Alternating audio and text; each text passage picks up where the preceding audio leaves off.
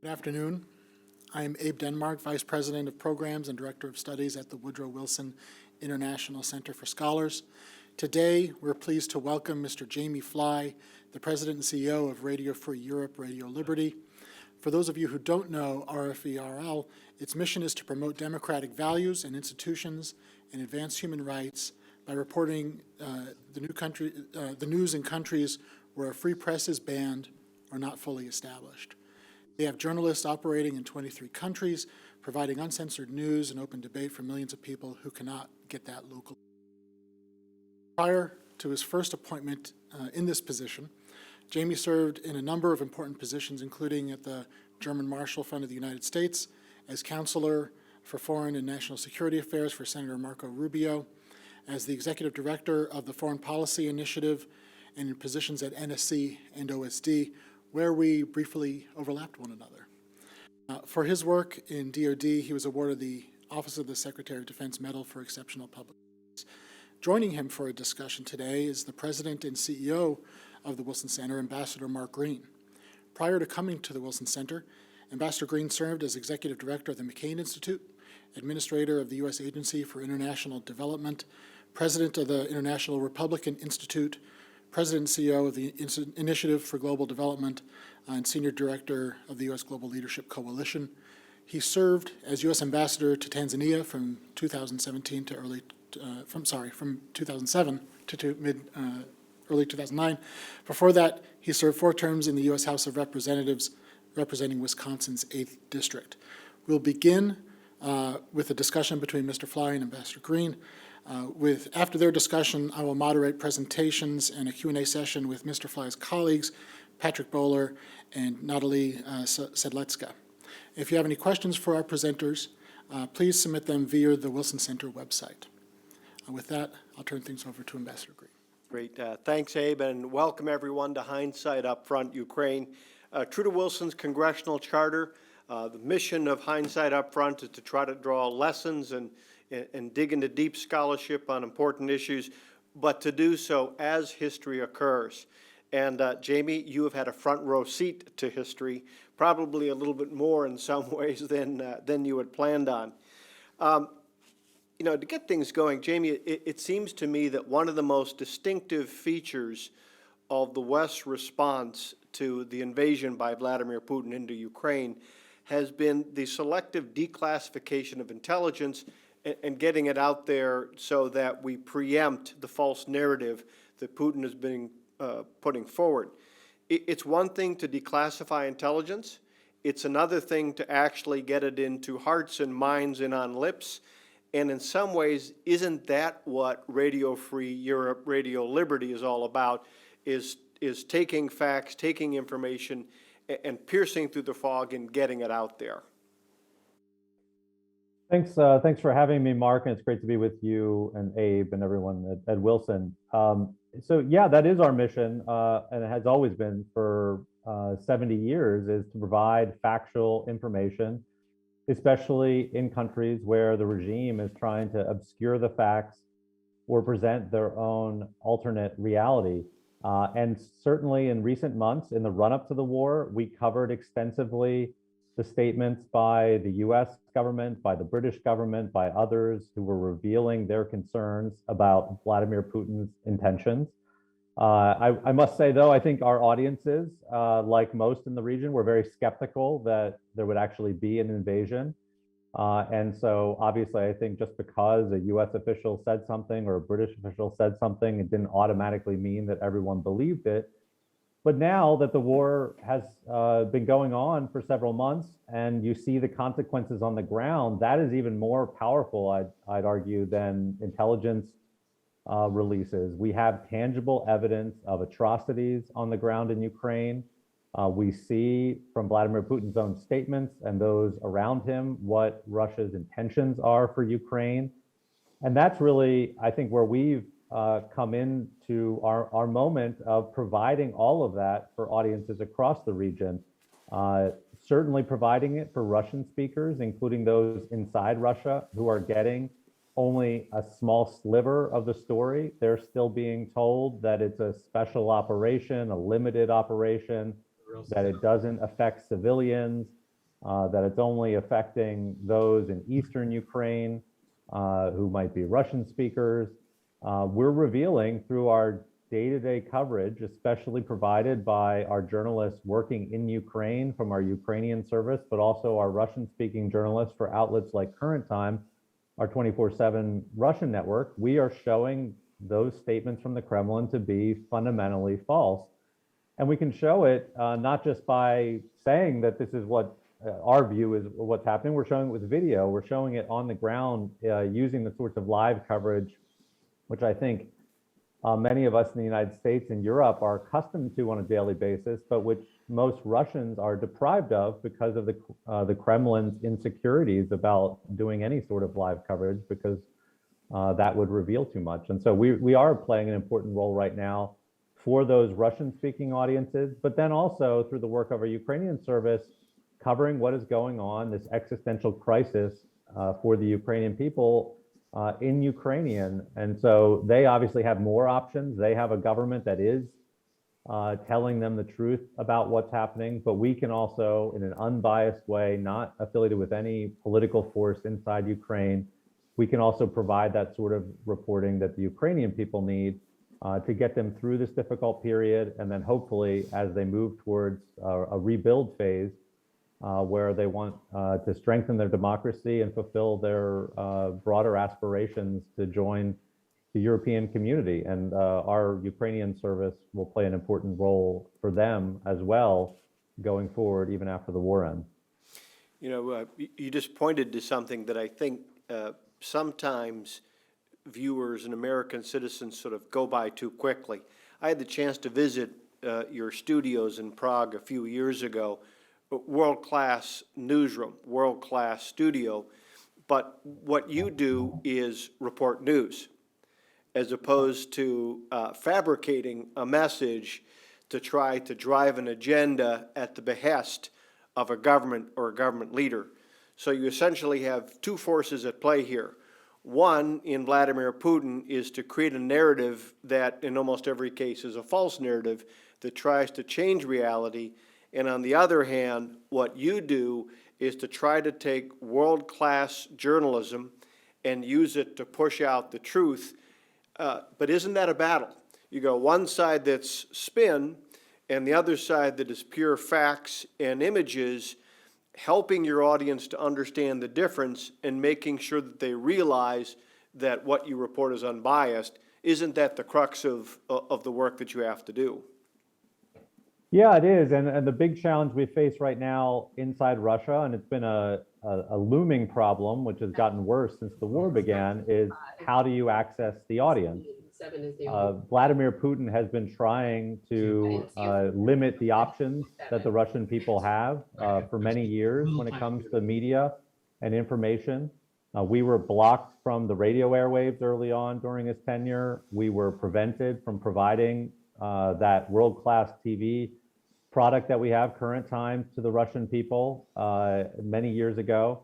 And for years recently, up until the war, we were limited to the digital space. But even now, that has been closed off to a certain extent since the beginning of the war, as our websites and those of many other independent outlets have now been blocked. And so you actually have to use a virtual private network if you're inside Russia and you want to visit our Russian language website or that of the BBC or Medusa. It becomes harder for you to actually get that news and information online. Most social media platforms have been blocked, and we're limited in the platforms that we can use. Patrick will probably talk more about this, but we're limited to YouTube primarily, and Telegram, platforms like that. But Facebook, Instagram, many of the other platforms that Russians used to use to get news information are no longer available since the start of the war. And so we're trying to stay ahead of that. We've got the world-class content, but now it becomes this struggle to still reach Russians and adapt to the Kremlin's efforts to block our content. We've been doing this many times in the past. Obviously, if you look at our Cold War history, we had to circumvent jamming of our radio waves for decades in the Soviet Union and in the Eastern Bloc countries. And I think in many ways, what we're seeing now is a modern form of jamming. But the good, I saw somewhere where you were quoted as saying, "Well, we're really going back to our roots." So in an odd way, you are going back to your roots in terms of what you have to counter. we are, and what we had to do back then is just be flexible, adaptable. You have to stay one step ahead of the censors and the jamming. I still meet people here in Europe, including leaders now of their countries, who fondly remember sitting with their families by the radio, turning the dial, and they had to turn the dial because we couldn't stay on one fixed frequency because of the jamming. So you actually had every night to try to find a different frequency that was not being jammed. And in many ways, we're doing similar things now, but on the digital space with mirror websites where we have to change our URLs sometimes every day for the sites. And so you can't just type in the same static address. You have to go on another platform and find out what today's URL is. And so I think there are a lot of parallels. The final thing I'll say, though, is that we're also seeing parallels on the audience side, where people put the effort and they took the extra steps of getting information despite the jamming during the Cold War. And today we still see audiences, even since the beginning of the war, who are hungry for truthful information. They understand they're not getting the full story from the Kremlin-backed media. They understand that something is off. They're starting to see some of the consequences too from Vladimir Putin's invasion. And so they're seeking out alternate information, and they're coming to us and they're coming to other platforms. VPN usage is up significantly inside Russia.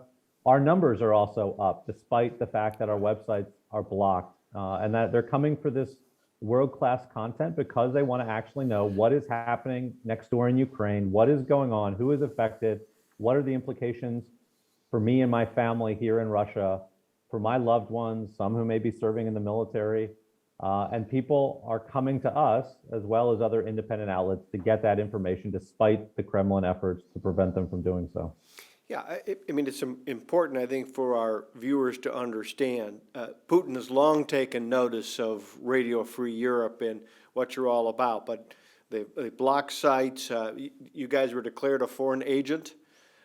You have, what, last year alone, you were given 1,000 violations of media law.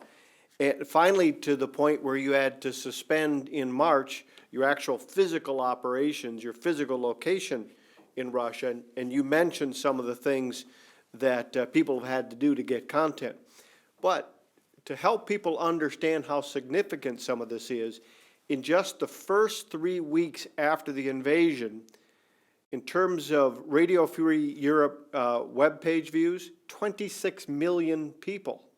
26 million views. And in terms of your YouTube video content, it's gone up threefold to 237 million.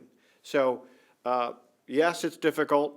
Yes, people are having to do VPNs and all sorts of tricks to get around it.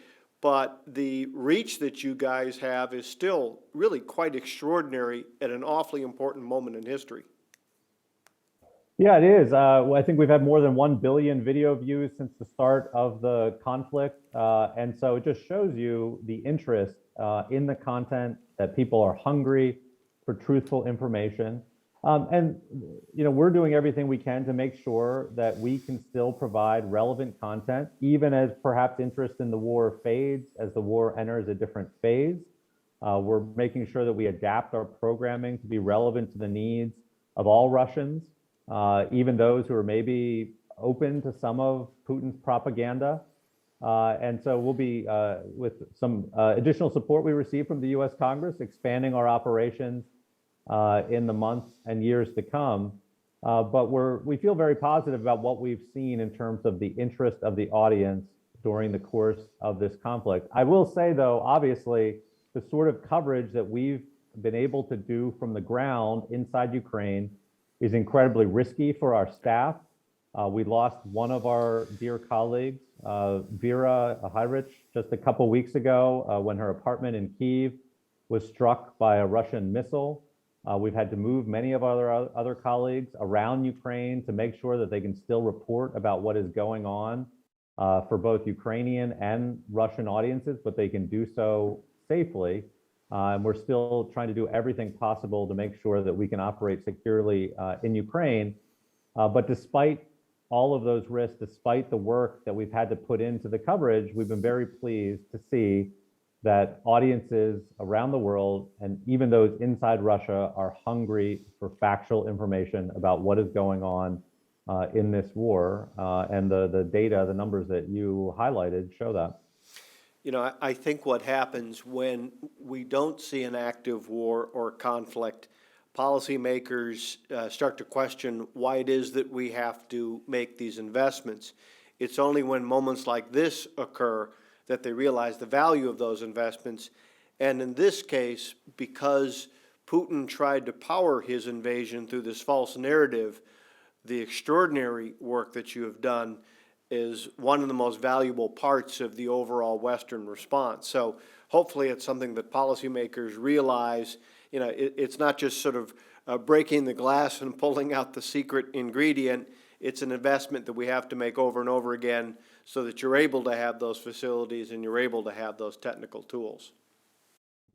Yeah, and I'm optimistic about that. I think this last several months has reminded policymakers, not just in the US, but here in Europe, that of the importance of information. We've seen for years in Russia in particular, these creeping attempts to close off the information space. And that ultimately is because authoritarians want more control. Putin didn't just want the flexibility to do something like invade Ukraine. He was also worried about his own long-term stability and his grip on power in Russia. And unfortunately, we've seen the sorts of tactics that he's been trying out for many years inside Russia, deployed more and more across our coverage region, certainly in places like Central Asia, in the Balkans to a certain extent. And unfortunately, in some democracies where we even see democratic leaders in Europe who are tempted by these tactics of trying to control the press, of limiting the amount of open discourse that might be at times challenging to them.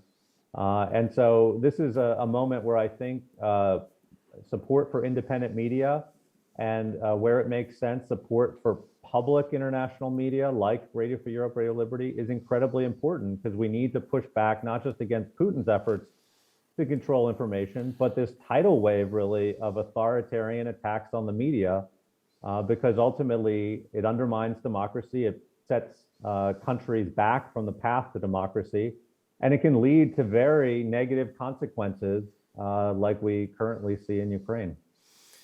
And I'm glad that you brought up the terrible tragedy that was Vera's death, because it's also a reminder that, you know, we can talk about these tools, we can talk about the tactics, the internet as ways of getting around blockages, but we don't want to make it sound as though it's clinical, right? It's still about your reporters, whether it's your staff or your stringers, in really dangerous places, trying to provide coverage that you can share with people who are hungry for the truth. So this is an inherently terribly dangerous and terribly risky operation that your people are engaged in, day out.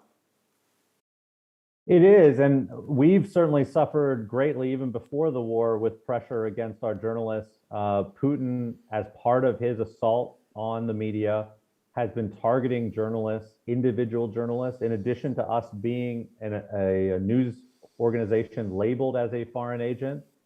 He's also, he and the Kremlin have drawn up lists of individual foreign agents who are journalists. We have more than 20 of our journalists who have individually been designated as foreign agents. It's essentially like calling you a spy, with all kinds of negative consequences if you want to stay inside Russia and do your work. Significant penalties if you fail to disclose your personal finances accurately. So we've seen those sorts of tactics deployed against our journalists. We have several open cases right now under the new treason law against several of our contributors who decided to stay in Russia. We've had many of our journalists have to flee Russia because of this closing space for independent journalism. And even outside Russia, this has been a challenge in recent years. We've had 3 of our journalists detained in Belarus. They're still sitting in prison because of their efforts to just report the facts about what the Lukashenko regime is up to. We've had 1 of our journalists detained in Crimea, Vlad Yasipenko, for more than a year. And even in other countries, just yesterday, 1 of our freelancers was harassed and threatened because of her reporting about a murder case in Azerbaijan. We have journalists routinely harassed in Central Asia. We see in country after country that governments and private actors are targeting journalists as truth tellers, trying to prevent them from doing their work.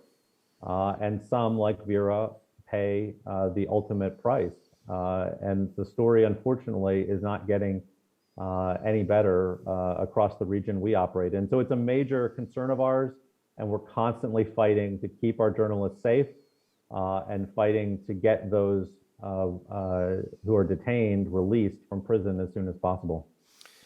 Yeah, in Russia, for example, if I'm correct, a journalist can be sentenced to 15 years simply for not calling Putin's operation a special military operation as opposed to a war and an invasion. And that shows people how sensitive all of this is. But as you mentioned, and Abe did in his introduction, you're a broadcaster in 23 countries, 27 languages. You have 21 local bureaus, 500 core staff, 1,300 stringers. So at this key moment in history, you really have a lot of people in a lot of places trying to cover and get the word out at the same time. We do, and that's what sets us apart often from our competitors, although we don't like to call anyone a competitor because we're all about creating a positive information space, about a media ecosystem that's flourishing. But we have an extensive on-the-ground presence. We like to say that we do surrogate journalism.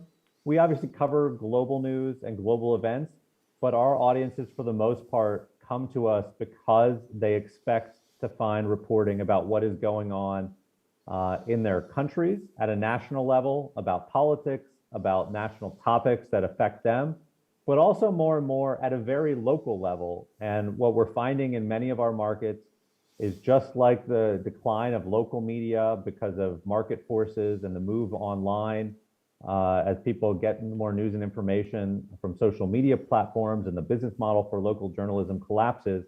In many of the countries across Eurasia, there's a great hunger for local reporting. People want to know what's going on in their community.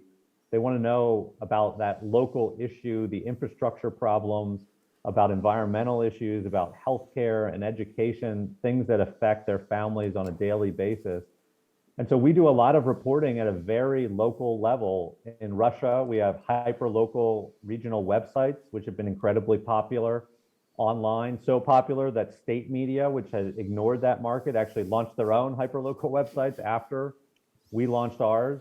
And we're trying to replicate that model across many of our countries, showing people what is relevant to them and helping fill that media void that some of the broader market forces have created in many countries.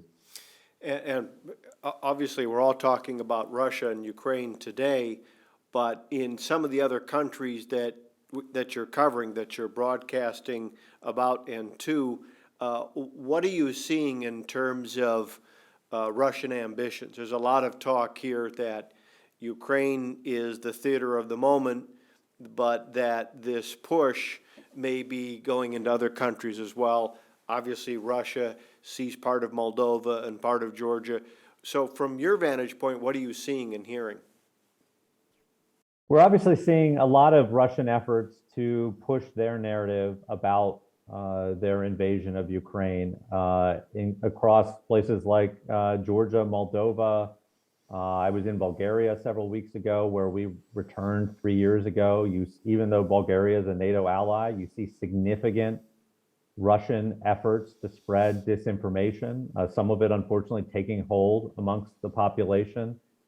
They do it through shadowy disinfo networks, websites, sometimes backed by local parties who are just being hired by the Russians.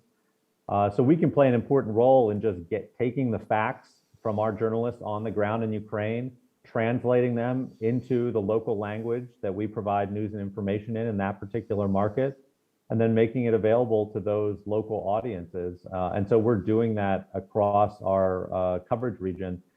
The other place where I think you see a lot of Russian narratives that unfortunately have taken hold despite the facts about what is happening in Ukraine are further afield, outside RFE/RL's coverage area, but in places you know well, Mark, in Africa, India, and we, with our sister networks at Voice of America, Radio Free Asia, are providing all of our content on a daily basis, and they often pick up our reporting from the ground in Ukraine, translate it into the local language that's relevant for that market, and then make it available. And so it's a significant challenge, and a lot more work I think needs to be done, not just focused on Ukraine and Russia, but on those global audiences that are consuming information. There's obviously a lot of agreement between the United States, Europe, some of our Asian allies about how to respond to Putin's invasion of Ukraine. But I think it's a mixed picture outside of the democratic alliances. And a big part of that is the investment that Russia has made over many years in its information operations globally, not just in Europe, but well beyond. One of our scholars here at the Wilson Center has done some research on Arab media in the Arab Street and what they hear, and it's discouraging. Obviously, they get that Putin-fed narrative. So in a lot of ways, again, right now, all of us are focused on what the response is to Vladimir Putin and the invasion, but a lot of what you're working on is instead inoculation, right? That you're working in areas beyond just the territory in Russia and Ukraine, and having to think about these other areas and making sure that they get the information to make them hopefully less fertile to some of the messages that the Kremlin might push out. Certainly, the biggest antidote to disinformation, propaganda, is a vibrant, flourishing, independent media ecosystem. And we always hope that we will be at the center of that sort of media landscape, where it's not just us, it's not just a national public broadcaster, but it's a variety of private, independent outlets that have a viable funding model, that are not owned by government-linked interests or Russian or Chinese-backed interests, not owned by politically connected oligarchs who are advancing a narrow agenda, but are able to do solid, independent journalism, to follow stories wherever they lead, and to hold governments accountable. And unfortunately, again, in large part because of just the global move online, the collapse of the traditional media business model, those sorts of flourishing media landscapes are few and far between anywhere in the world, but especially in the region where we operate. And so we are trying to at least establish a foothold in those markets and create space so that other independent outlets can be there side by side, sometimes partnering with us as we do the sort of groundbreaking investigative journalism that Natalia and her team at Schemes in Ukraine do, to partner on joint reporting initiatives on issues of important national focus.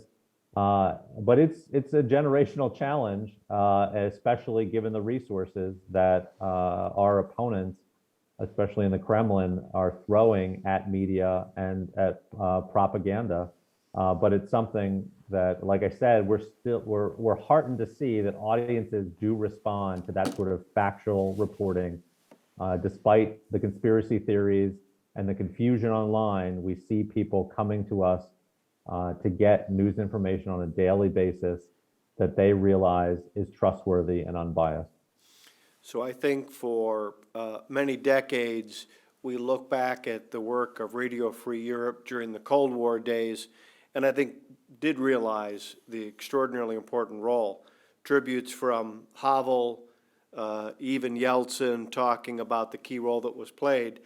To be honest, I suspect in months and years ahead, we will look back on these days in the role of Radio Free Europe, Radio Liberty, and a fleet of citizen journalists who have been getting the truth out there in ways that have really undermined the propaganda coming out of the Kremlin. And that's extraordinarily important work. So, Jamie, thanks to you and your team. Thank you for being here yourself, our discussion. But thanks to your team for the great work that you're doing.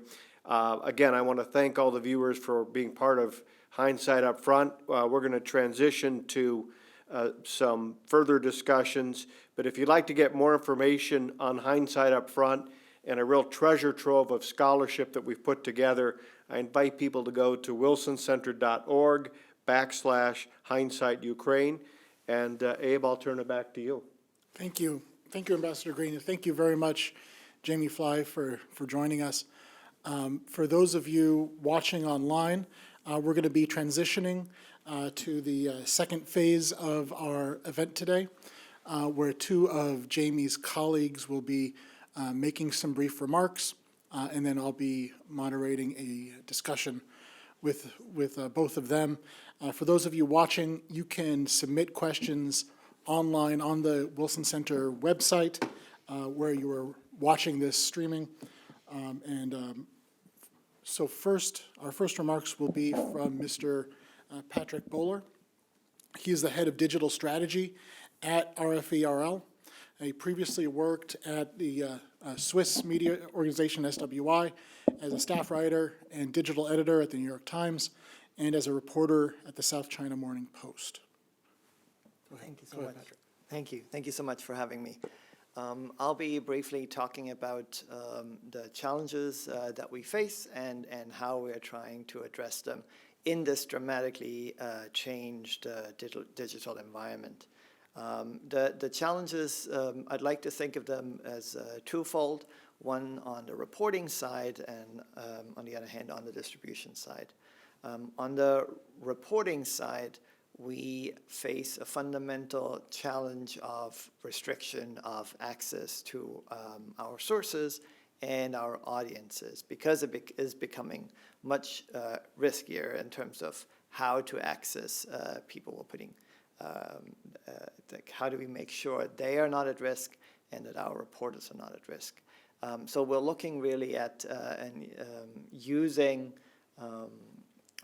rethinking our processes and using new tools and new approaches to make sure that we significantly reduce these risks. And there are ways of doing that. And one of the key ways that we're looking at is significantly increasing our ability to do remote reporting. There's a lot of reporting that can be done remotely. And the schemes team, Natalia's team in Ukraine is testament to this. So we're building capacity to do much more satellite analysis. Our teams are looking every day at satellite imagery, studying satellite imagery of the war theater, but not only of the war theater, they're also looking at other stories and how we can use this imagery to tell other stories that we're reporting on.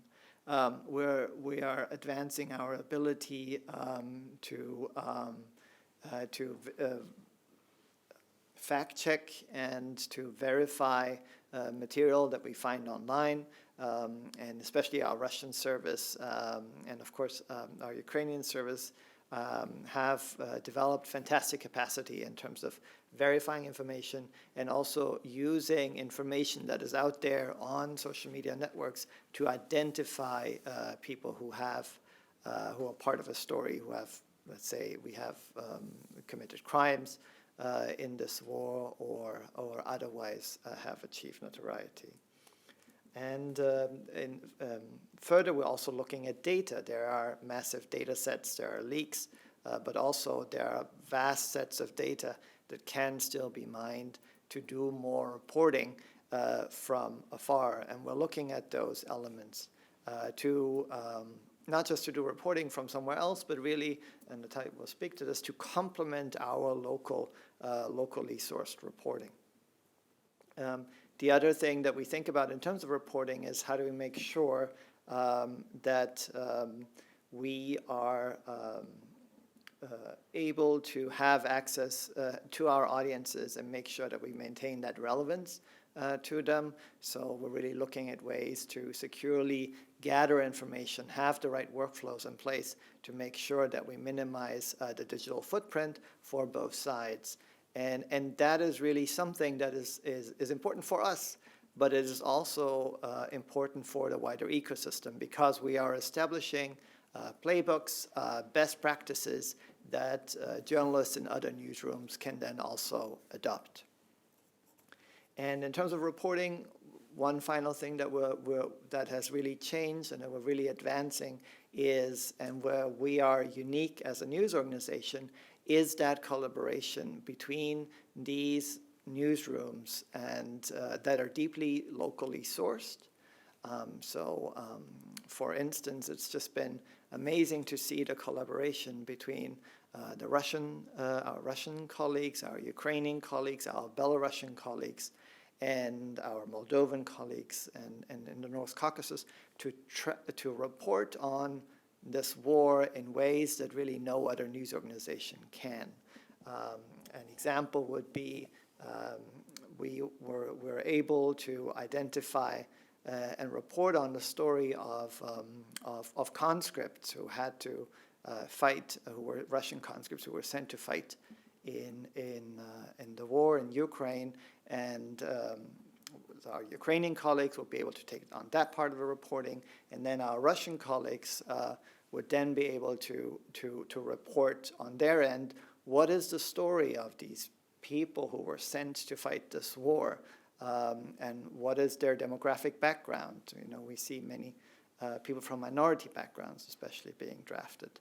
That is really, and it's also really, really important in terms of fighting disinformation, because we have that local knowledge. An example would be, there's this viral video that was circulating of Belarusian soldiers entering Ukraine, and our Belarusian and Ukrainian colleagues were very quickly able to identify, just because of the dialect and the voice patterns of these people, that they actually that story wasn't true, and we were able to debunk it.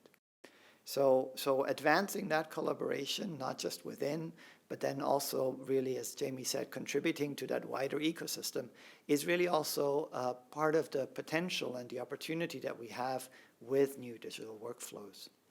In terms of distribution, as Jamie said, there have been significant efforts to stop the visibility of our reporting.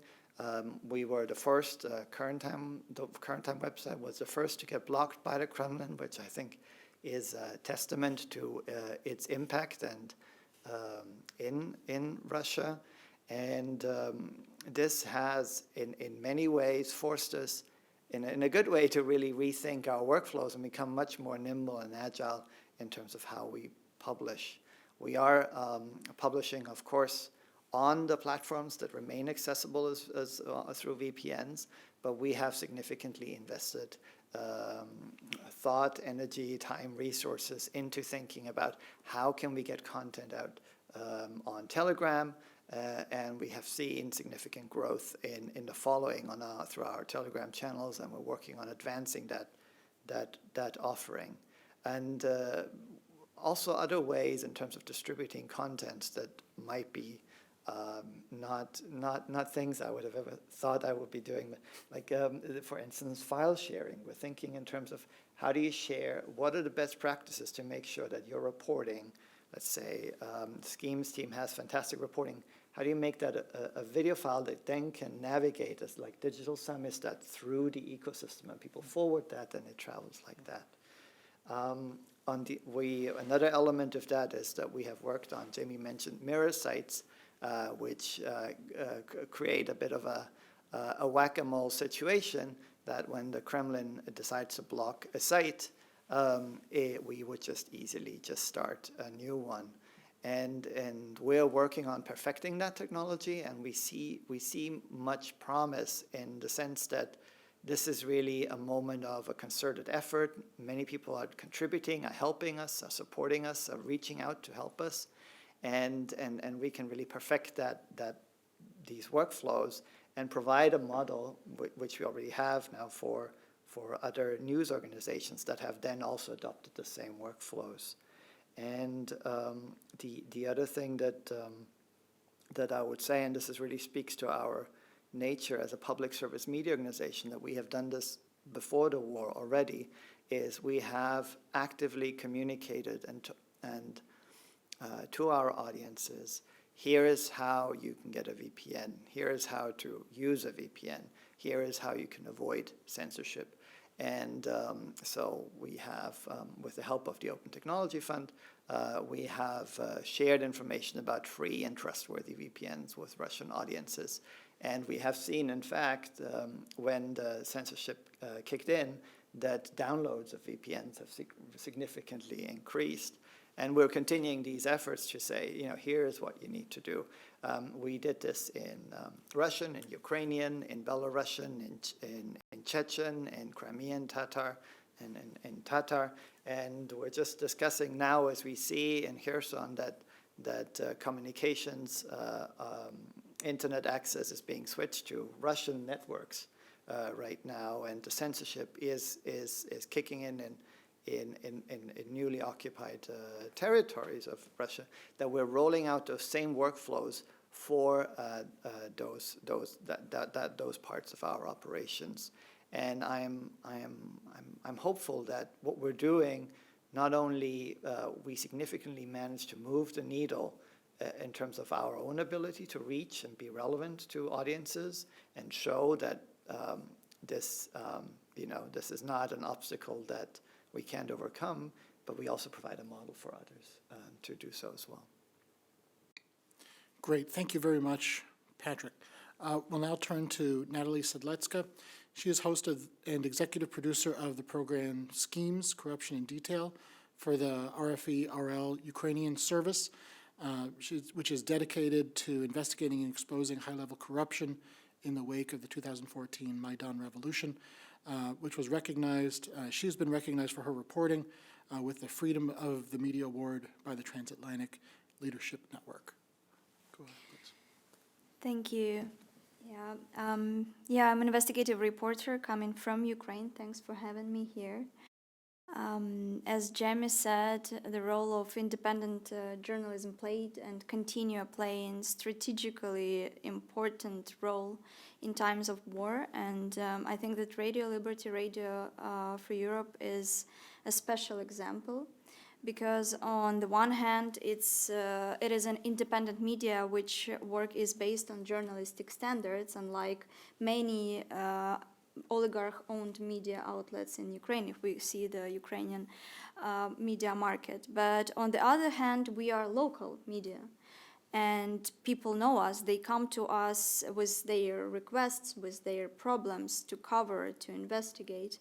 And that's where this unique mix of trust and credibility is coming from, and that's the most valuable thing for us. And this credibility actually reflects on numbers that we see of views. The numbers are very growing, especially since February. And in general, coming from Ukraine, I must say I'm very proud of the work of my colleagues at the Ukrainian service of RFE-RL. Our brave reporters are doing the field reporting from hotspots.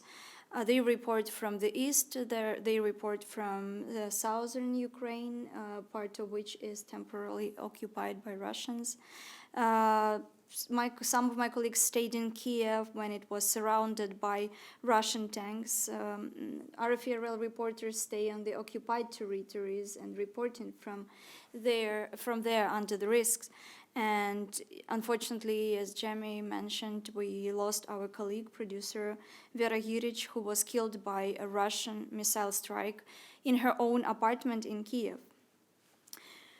I will tell a few words about my field of competence, as I am leading an investigative unit at RFE-RL Ukrainian service. And before full-scale invasion, our main focus was investigating corruption, oligarchy, to track corrupted assets, and so on. But since February 24th, the schemes had to change the main focus, of course, but we stayed being an investigative reporters. So I would like just to tell a few examples of what we do, what we focus on. So first of all, the idea is to use our investigative knowledge and tools to investigate war crimes in Ukraine conducted by Russian army. So we use open source intelligence knowledge, for example, for personal identification of the occupiers and the establishment of their war crimes in Ukraine.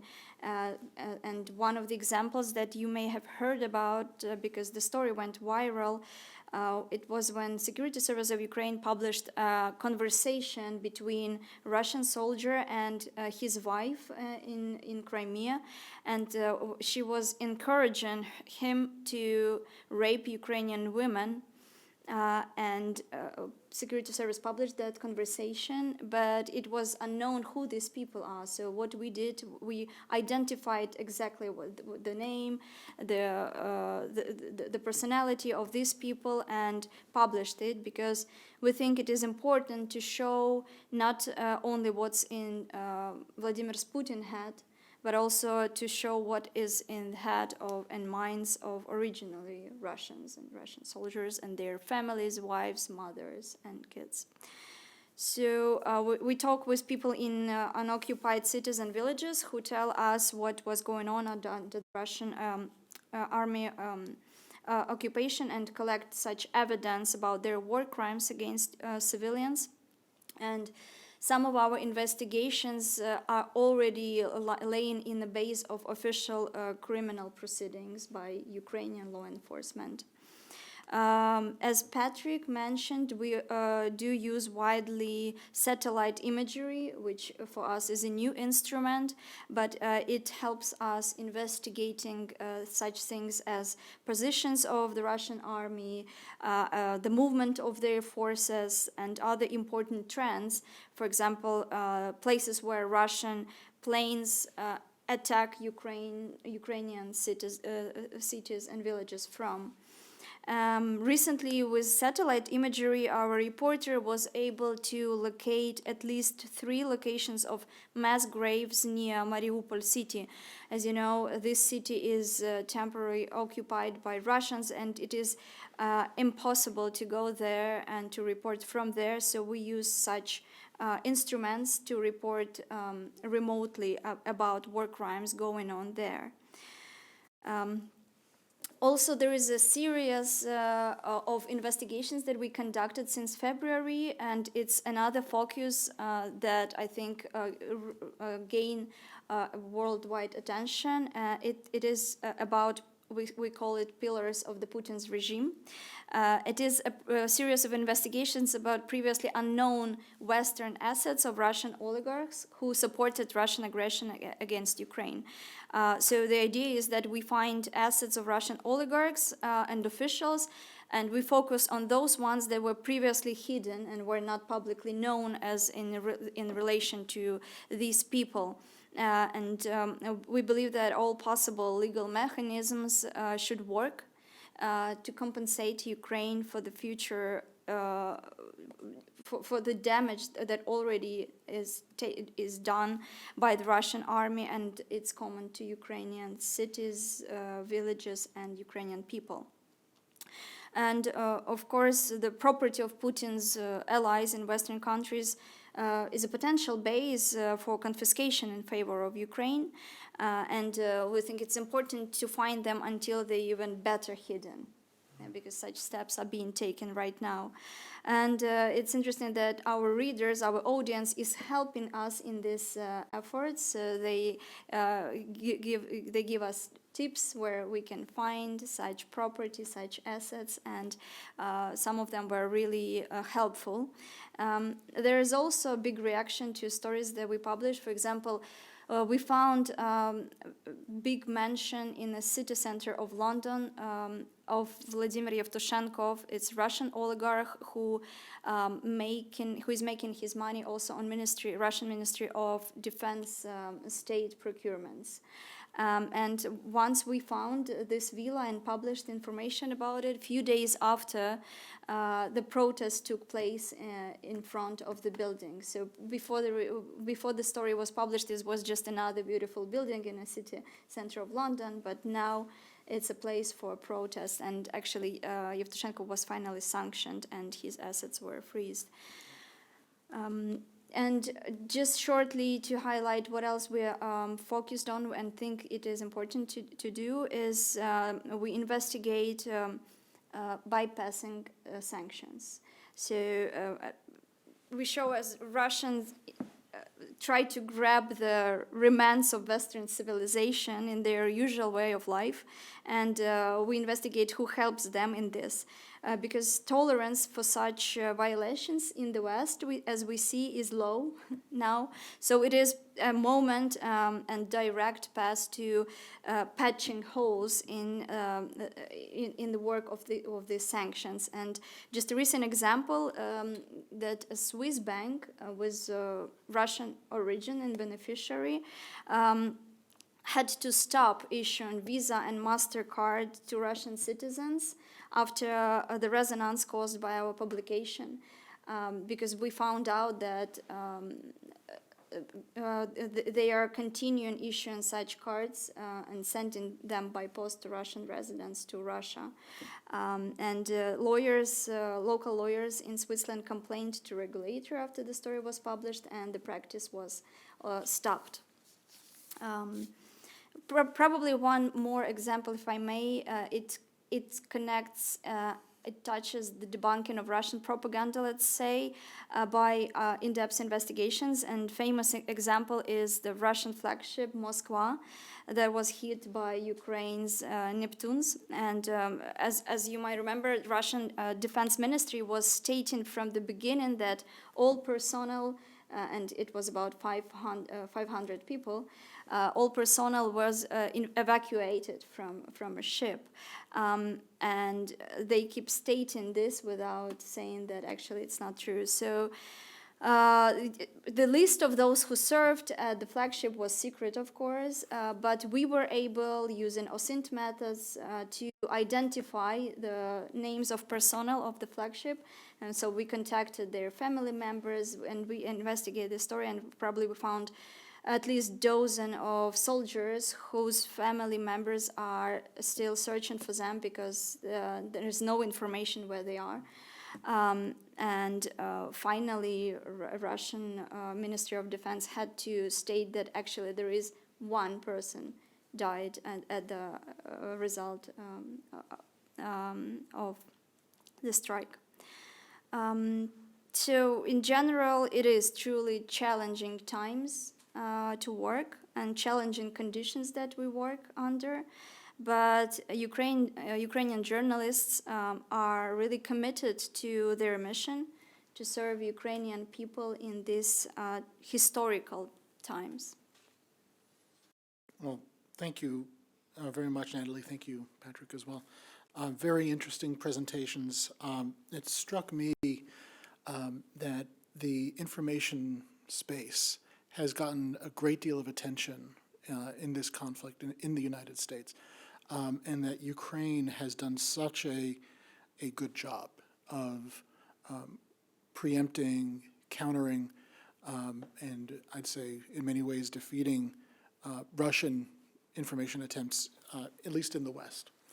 And your reports, your descriptions now reminded me of the people involved in getting that information, and that the people who risk themselves when they're investigating war crimes, when they're investigating reports of what's been happening in the war, I think are just conducting just remarkably heroic acts. And I think it's very important to recognize their contributions as much as people who are actually fighting on the front lines as well. And so I thought your descriptions of those were quite powerful. We have several questions coming in from online. There still is a little bit of time for you, those of you watching. If you want to submit questions, you can do so through the Wilson Center website. The first question that really I wanted to ask for Patrick, but really anybody can address, is on, since you are the digital editor, on how digital information, how digital media is consumed in Russia and Ukraine, if it's consumed in different ways from the United States, and to what your sense of to what degree Radio Free Europe, Radio Liberty is consumed, not only in Ukraine, but behind the firewalls in Russia. It's a great question. I think the first aspect, kind of the answer to that is it is a different ecosystem because of censorship. There is significant online censorship, and that has consequence in terms of consumption patterns and what happens. There are also other platforms that are more popular than you have VKontakte and the classic, the Russian social media platforms that are perhaps have their own popularity. What we are seeing is a shift to Telegram, to messaging services, and I think we were just talking earlier today about when there's an air raid, right? Yeah, why Telegram is very popular in Ukraine now, and it's very growing, because when there is an air raid alarms, sirens are going on, people are go to shelter, and there's usually not much internet or very low signal. And Telegram allows you to download a lot of content in your feed. And continue. It's light content, so you don't need much data for it. So, and unlike other platforms that are very heavy, so Telegram is very growing, of course. The significant growth that we have seen, for instance, on Telegram, these messaging services, we have seen that before, for instance, in Belarus. And what then happens usually after the first month or the first big news moment is that news fatigue kicks in. So what we're thinking a lot about now is really finding the right formats in terms of news curation and offering so that people stay with us and that the reporting remains relevant to them. I would say in terms of disinformation, how we engage with disinformation, a typical tactic of disinformation campaigns is kind of an anonymous flooding with hyperbole. Right? So you just put stuff out there that is unqualified. How do you counter that? If you counter that with the same hyperbole, you just get more news fatigue.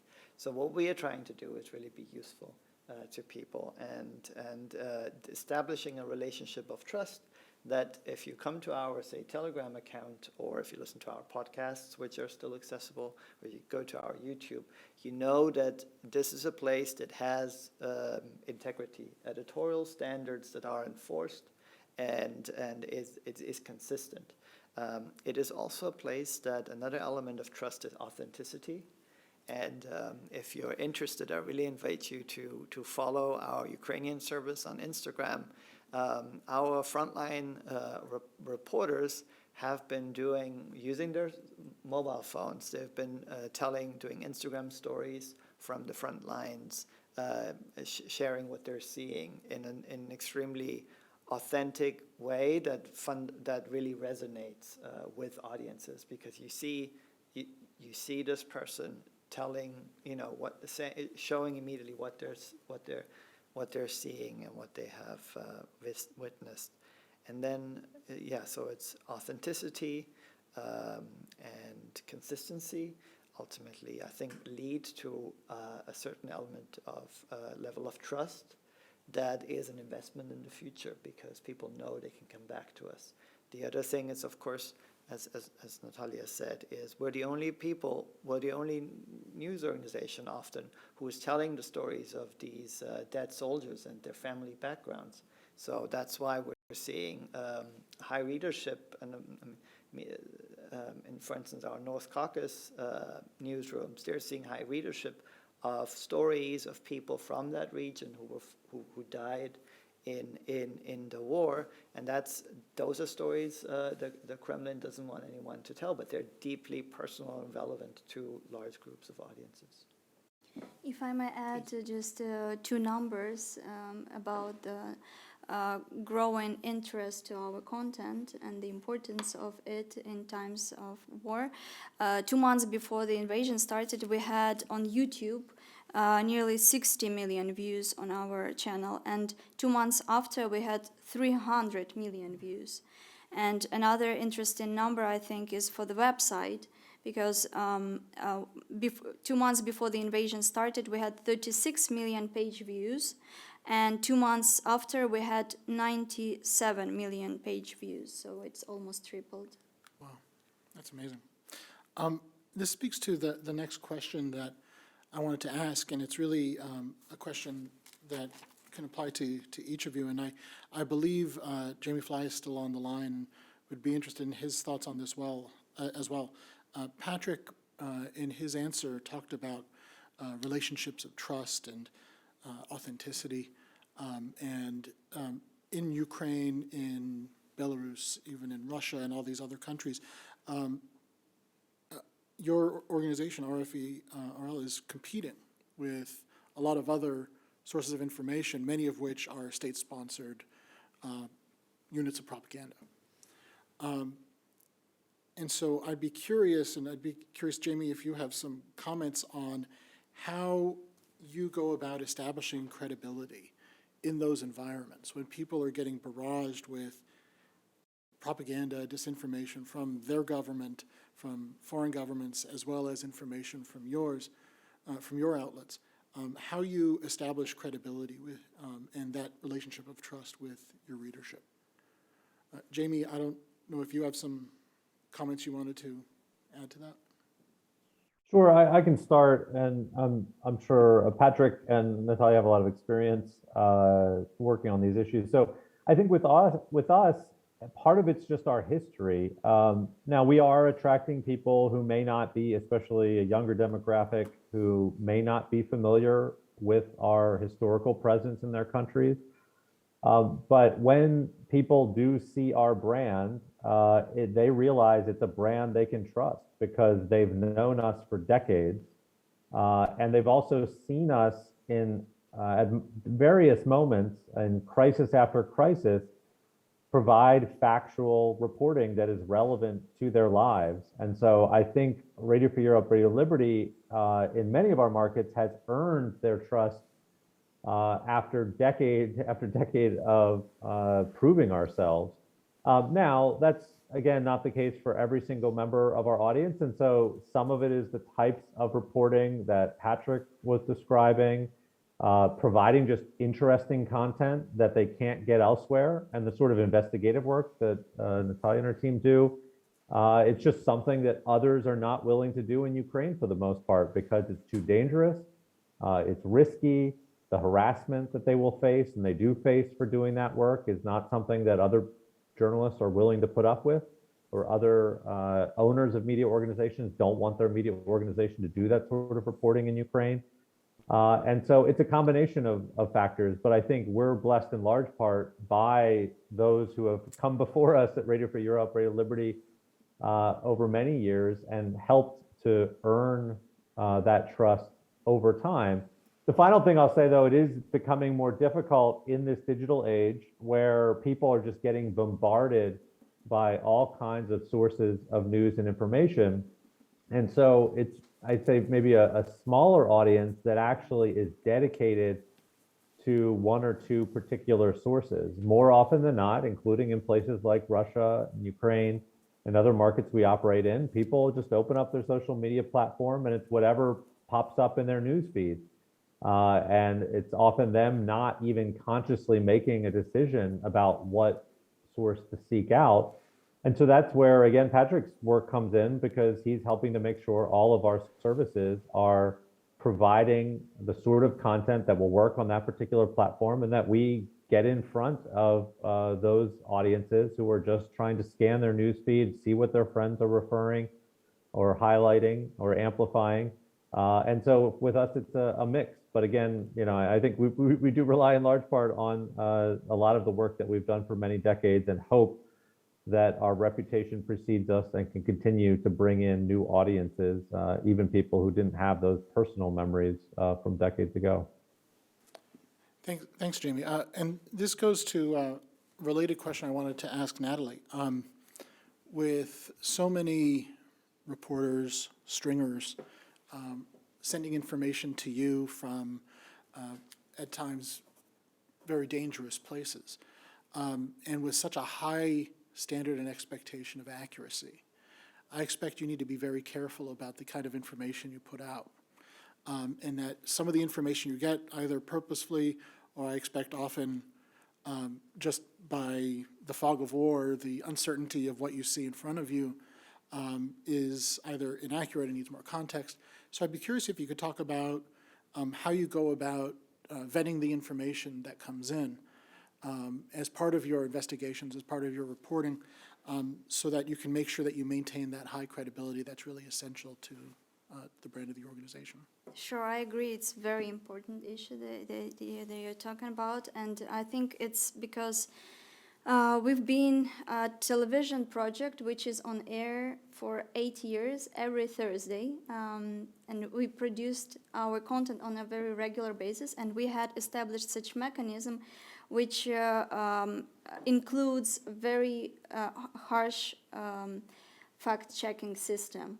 So it's like few steps and few levels fact-checking system that is that every story, doesn't matter it's small piece of information or it's huge investigation that was prepared for probably months, it goes through this fact-checking system, and it's absolutely the first need that we are delighted to fact-check information, because the trust and the credibility is everything. Is the most valuable thing that we have, and that's why we take a huge attention to such issues. Great, thanks.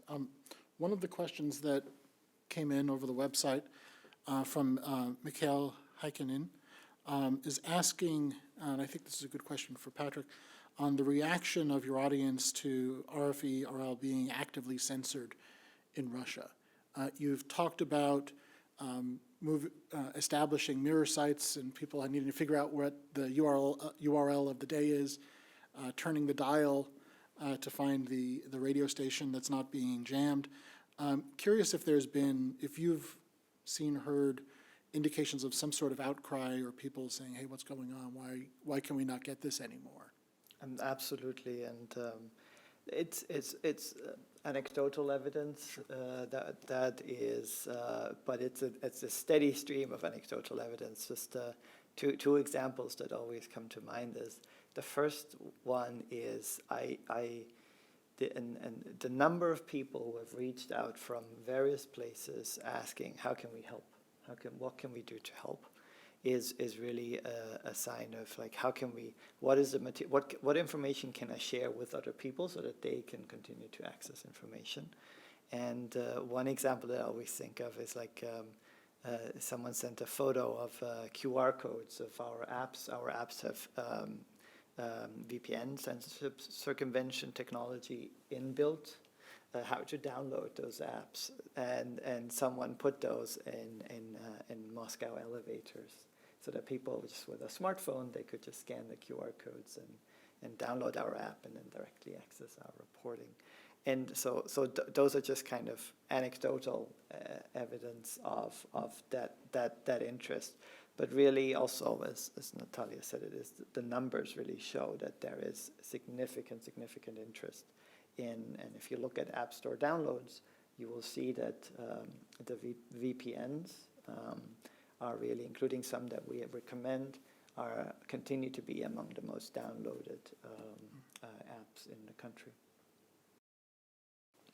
Well, that's wonderful. I had a final question prepared. Unfortunately for me, Natalie preempted me. I was going to ask what, in the past few months since the beginning of the war, what you've been most proud of accomplishing in your work. But Natalie listed so many great achievements in terms of investigating war crimes, by investigating the bypassing of sanctions, debunking Russian propaganda, all of which seem to me to be great accomplishments in just such a short period of time. So I'm curious if you could talk about, all three of you, if there are other achievements that you're most proud of during the war, but also if we feel like you've already covered it, if you could identify what you see as the main challenges, hurdles that you're facing in the coming months as the war potentially enters a new phase, as attention potentially shifts to other issues in the region. What do you see as, what are you looking at as sort of, this is going to be the main challenge I'm going to have to face in the next 6 months or so? Yeah, if I may, I think I feel as an editor and an investigative journalist that the main challenge for us will be to cover all the issues, all the topics that have to be covered by independent media with the credible and good reporting. So many bad things, so many tragedy is going on in our country that it has to be covered. And what I'm afraid of, that we will be having lack of resources, not in the meaning only of like financial resources, I'm just saying like human resources, like journalists who will be ready to do this job. And this is what I think is already the most challenging for our colleagues in Ukraine, that we don't have enough good journalism to cover all things that are going on in the country, and that's why we are very grateful for all the support that we have and Ukrainian journalists have. And yesterday, Pulitzer Prize was announced to all Ukrainian reports, and that's for a good reason, if I might say that. So that's what I'm thinking about. You could put that in your resume going forward. You're winner of the Pulitzer Prize 2022. Patrick. I'll quickly say one of the things that I'm most proud of is just being witness to the collaboration between journalists from Russia, from Ukraine, from Belarus, from Moldova. It's just been such a moment of having that privilege to them documenting these first drafts and writing these first drafts of history is really an extreme privilege. One of the things I'm worried about is platforms. The platforms, the digital platforms, are not necessarily what we've seen time and again built to deal with the complexity of the challenges that we face in a war like situation. How can we make sure that the platforms that are built for a world like a place like Western Europe or the United States really cannot be abused by disinformation? How can we make sure that we establish continue to have lines of communication with the platforms, and how can we make sure that they really look at what is trustworthy reporting and what isn't? And I'm really heartened because 5 years ago, 6 years ago, I saw how when China tightened its grip, I saw international media gradually disappear from internal consumption, and there wasn't a general momentum to find solutions for this issue. Right now, there is this momentum, and I'm a bit worried that, as time goes on, that, people think this is too complicated, and we don't need to take a stand. But it is so important because these platforms have such an important role to play. Oh. Jamie, do you have anything to add? Yeah, I'd say two quick challenges. The first for me, and it's a large part of my role, is trying to keep our journalists safe. And that's a major challenge in a war zone, which Ukraine is right now, but also keeping our journalists in Russia safe. In other countries where authoritarians are cracking down on independent media, that remains our organization's biggest challenge. You've seen and heard from Natalia how brave and committed our journalists are. And we have very committed journalists across all of our markets, but they need safe locations to operate from. And sometimes that's moving people to other countries and moving people within countries, providing them the infrastructure, getting them the visas, getting them the financial support. And so that's a big part of our efforts. And then the other piece is what Patrick was talking about, is then staying flexible and adaptable, making sure that we can be on all the relevant platforms despite efforts by governments like the Russian government to block us from certain platforms. Some of that also, though, involves making sure our content evolves over time and changes, and as people's interests fade or move on to different topics, that we're still reporting on things that they care about. And so we talked a little bit earlier of interest in the war possibly waning over time in Russia, but then making sure that we are still doing hard-hitting reporting that people feel is relevant to their day-to-day lives. And so I think that's going to be a significant challenge for us in the months to come. Well, let me close by thanking the three of you for joining us, for coming to the Wilson Center, both in person and virtually, and talking with us. But even far more important than that is just to thank you all for your work and the great work that you've been doing. It's striking me the reporting on war crimes almost in near real time, almost contemporaneously, is not only an important service to the people of Ukraine, but also, I think, to the international community.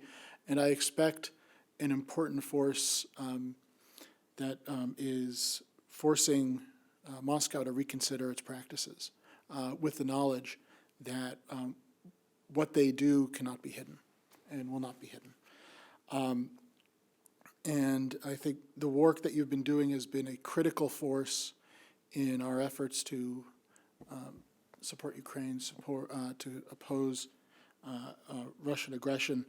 And it's heartening to me that just by telling the truth, you can you can support the interests of not only of the United States, but also, I think, the broader international community and of humanity. It's always good to be on the side of truth. And so thank you all. I hope that your colleagues stay safe, your family and friends stay safe during the entirety of this crisis, and I hope you keep up the good work. And thank you all very much for coming. Thanks, Jamie. Thank you.